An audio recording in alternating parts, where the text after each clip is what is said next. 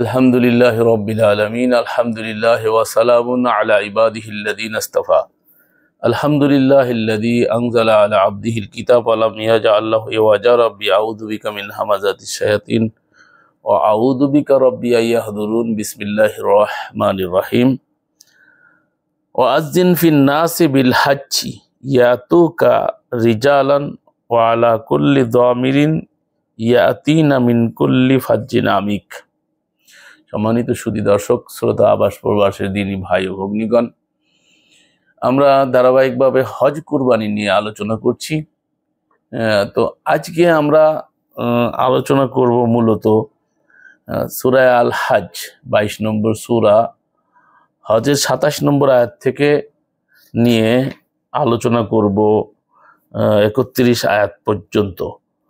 তো এর মধ্যে আমরা আপনাদেরকে দেখানোর চেষ্টা করব প্রচলিত কুরবানি বিষয়, হজের সাথে যেহেতু রিলেটেড, তো এই আয়াতগুলোর ভিতরে আছে কিনা আমরা একটু খোঁজার চেষ্টা করব, আপনারাও খুঁজবেন আমাদের সাথে।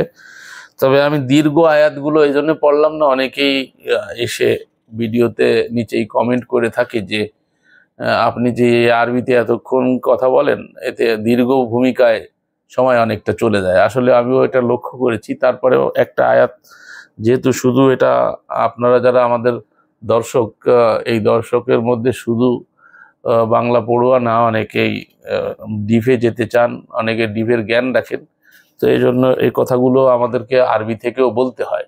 অনেকে আবার এটাকে বোঝা মনে করেন, তো তাদের জন্য আমি দীর্ঘ আয়াতগুলো না পড়ে আজকে অর্থ পড়ব। প্রথমে আপনারা ইসলামী ফাউন্ডেশন থেকে, আমার কাছে ইসলামী ফাউন্ডেশনের কোরআনের অনুবাদ আজকে আমি আমার সামনে আছে, এখান থেকে আমরা পড়ার চেষ্টা করতেছি। অনুবাদটা আপনারা শোনেন এবং মানুষের নিকট হজের ঘোষণা করিয়ে দাও। এখানে খেয়াল করতে হবে, সেটা হচ্ছে ও আযযিন ফিন নাসি বিল হজ।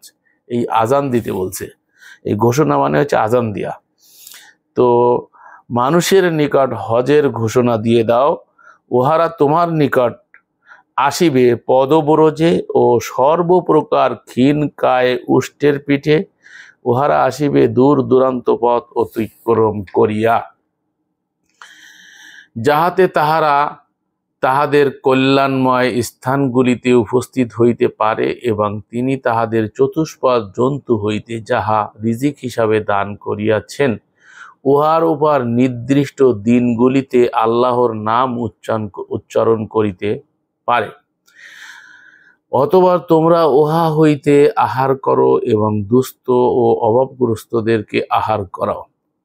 এখানে কোথাও কোরবানি শব্দ আছে কিনা আরবিতে, সেটা আপনারা লক্ষ্য করার চেষ্টা করবেন। আর আমি দেখছি এখানে কোনো কোরবানি শব্দ নাই। এরপরে অতঃপর তাহারা যেন তাহাদের অপরিচ্ছন্নতা দূর করে এবং তাহাদের মান্যত পূর্ণ করে এবং তাওয়াফ করে প্রাচীন গৃহের, ওয়ালিয়াতাওয়াফু বিল বাইতিল আতিক। এসব আয়াতগুলো নিয়ে আমরা বিস্তৃত আলোচনা করব। আপনারা যদি সত্যি জানতে চান তাহলে আপনাদেরকে আমাদের সাথে থাকতে হবে এবং মুসলিম উম্মাহ ফাউন্ডেশনকে সাবস্ক্রাইবও করতে হবে এবং অন্যের কাছে দাওয়াত পৌঁছে দিতে হবে। আমরা ইনশাআল্লাহ আপনাদেরকে একেবারে চোখে আঙ্গুল দিয়ে দেখাই দিব যে এই কুরবানির বিধান কোরআনে কারিমে আর এই প্রচলিত হজের নামে যা হচ্ছে এগুলো কোরআনে আছে কিনা, সেটা একেবারে ডিটেইল আলোচনায় যাব ইনশাআল্লাহ, আল্লাহ তৌফিক দিলে। ইহাই বিধান এবং কেহ আল্লাহ কর্তৃক নির্ধারিত পবিত্র অনুষ্ঠানগুলির সম্মান করিলে তাহার প্রতিপালকের নিকট তাহার জন্য উহাই উত্তম। তোমাদের জন্য হালাল করা হইয়াছে গবাদি পশু জন্তু এইগুলো ব্যতীত যাহা তোমাদেরকে শোনানো হইয়াছে, সুতরাং তোমরা বর্জন করো মূর্তি পূজার অপবিত্রতা এবং দূরে থাকো মিথ্যা কথন হইতে। অতঃপর আল্লাহর প্রতি একনিষ্ঠ হইয়া এবং তাহার কোনো শরিক না করিয়া, এবং যে কেহ আল্লাহর শরিক করে সে যেন আকাশ হইতে পড়িল, অতঃপর পাখি তাহাকে সো মারিয়া লইয়া গেল এবং বায়ু তাহাকে উড়াইয়া লইয়া গিয়া এক দূরবর্তী স্থানে নিক্ষেপ করিল।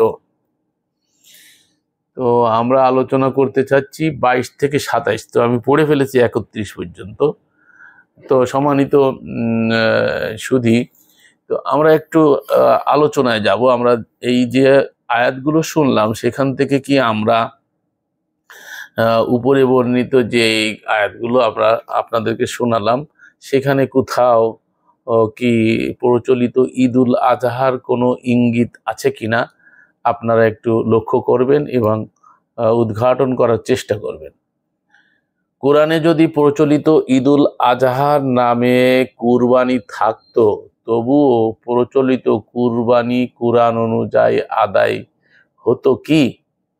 কারণ সকল ইবাদত ব্যক্তিগতভাবে করতে হয় এবং প্রত্যেক ব্যক্তিকেই এর ফলাফল ব্যক্তিগত হয় এবং প্রত্যেক ব্যক্তির ফলাফল ব্যক্তিগতভাবেই ভোগ করবে।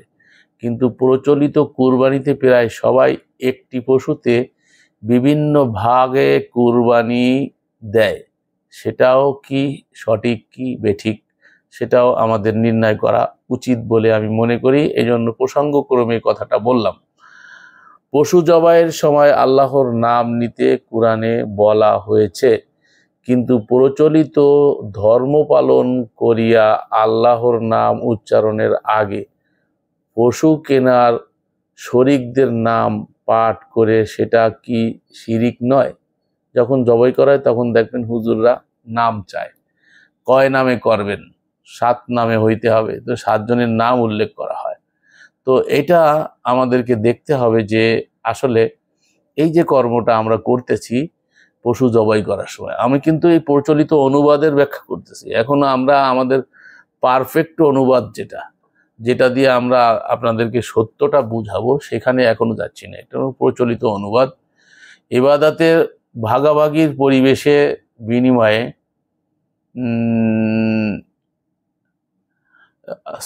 ইবাদতের ভাবগম্ভীর পরিবেশের বিষয়ের সাথে আল্লাহর ভয় করে করা হয়।